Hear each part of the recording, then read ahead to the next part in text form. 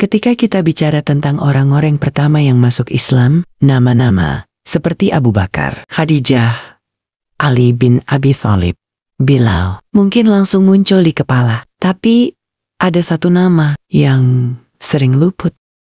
Bukan sahabat, bukan dari Mekah, bahkan bukan dari Jazirah Arab, tapi seorang raja. Raja dari negeri Kristen yang akhirnya masuk Islam.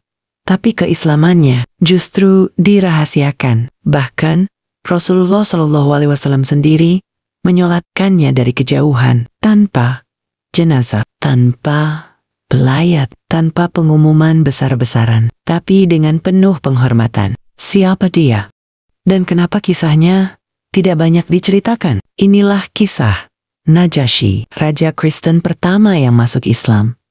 Tapi dunia seperti sengaja melupakannya. Di masa awal Islam, hanya segelintir orang yang berani mengikrarkan keimanan secara terbuka. Ketika itu, menjadi muslim berarti siap untuk dihina, dipukul, disiksa, bahkan dibunuh.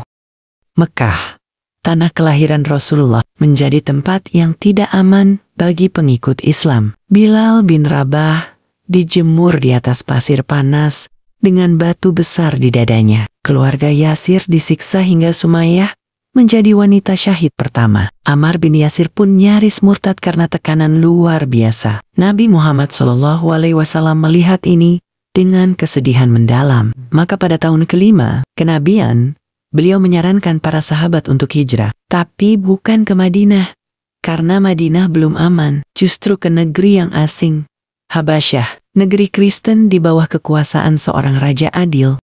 Habasyah adalah negeri yang makmur dan damai. Lokasinya berada di kawasan yang kini kita kenal sebagai Ethiopia dan Eritrea. Wilayah ini dihuni oleh orang-orang Kristen Orthodox yang kuat memegang ajaran Injil. Rajanya bernama Asyamah bin Abjar, lebih dikenal dalam sejarah Islam sebagai Najasyi, sebuah gelar bagi para raja Habasyah seperti halnya Fir'aun di Mesir atau Kisra di Persia. Najasyi bukan hanya raja, tapi juga seorang cendekiawan. Ia mengenal Injil dan paham isinya. Bahkan, menurut sebagian riwayat, ia percaya pada konsep tauhid yang murni, serupa dengan ajaran Isa alaihissalam sebelum distorsi gereja. Ia dikenal adil, bijaksana, dan tidak mudah dipengaruhi. Bahkan dari catatan sejarah Kristen pun, Asyamah adalah raja yang membela kaum tertindas dan memiliki rasa kemanusiaan tinggi. Sekitar 12-15 orang muslim pertama melakukan perjalanan panjang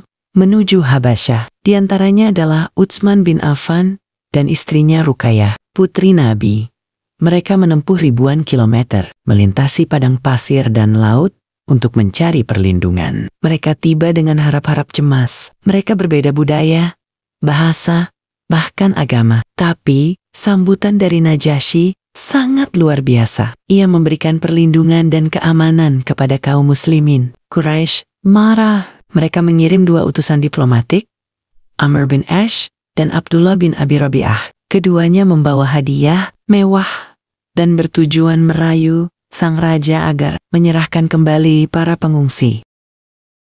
Najasyi tidak serta-merta percaya. Ia memanggil para sahabat Nabi untuk mendengar langsung versi mereka. Ja'far bin Abi Thalib tampil sebagai juru bicara dengan fasih dan tenang. Ia menjelaskan kondisi kaum Quraisy yang rusak. Lalu, datangnya Nabi Muhammad dan perubahan besar yang terjadi sejak Islam datang. Lalu Ja'far membacakan surat Maryam. Ketika ia sampai pada bagian kelahiran Nabi Isa dari Maryam, maka Maryam mengandungnya. Lalu dia menyisi dengan kandungannya ke tempat yang jauh. Najasyi menangis, air matanya mengalir, dan bahkan pendeta-pendeta di sekelilingnya turut tersentuh. Ia berkata, "Sungguh, ini dan apa yang dibawa Isa keluar dari sumber cahaya yang sama." Najasyi menolak menyerahkan para muslim. Bahkan ia mengusir utusan Quraisy dan mengembalikan hadiah mereka. Setelah pertemuan itu, Najasyi diam-diam mendalami Islam. Ia berkorespondensi dengan Nabi Muhammad SAW. Ia membaca surat-surat yang dikirim Rasulullah dan akhirnya menyatakan keimanannya. Tapi ia memilih untuk menyembunyikan keislamannya. Kenapa? Karena ia harus menjaga stabilitas negeri. Jika rakyatnya tahu sang raja pindah agama, akan terjadi kekacauan politik dan pemberontakan. Sebagian pendeta bisa memberontak. Maka, demi keamanan negara dan keberlangsungan hidup muslim di negerinya, ia menyimpan keimanannya dalam hati. Ketika Rasulullah sudah hijrah ke Madinah, beliau mengirim surat kepada raja besar, Kaisar Romawi Heraklius, Kisra Persia, dan juga ke Najasyi. Surat itu isinya dari Muhammad, hamba Allah dan Rasulnya, kepada Najasyi, Raja Habasyah. Salam sejahtera kepada siapa saja yang mengikuti petunjuk. Amma ba'du, aku mengajakmu dengan ajakan Islam. Masuklah Islam, niscaya engkau akan selamat. Najasyi membalas surat itu.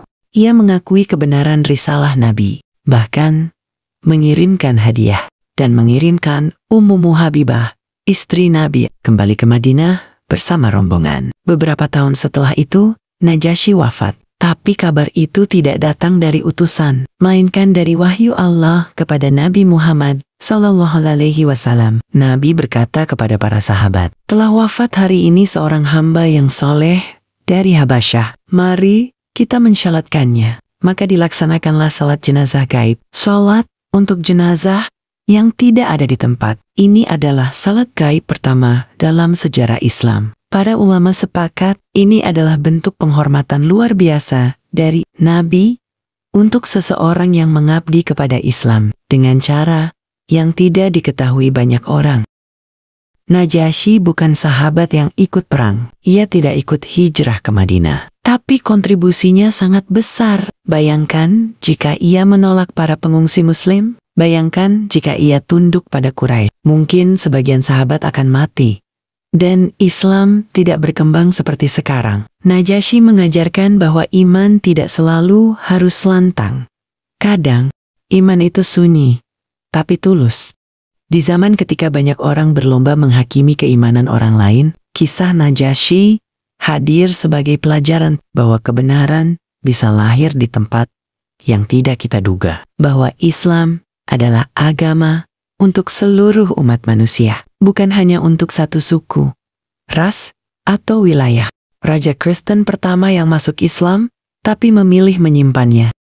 Bukan karena takut, tapi karena tanggung jawab dan karena cinta kepada kebenaran.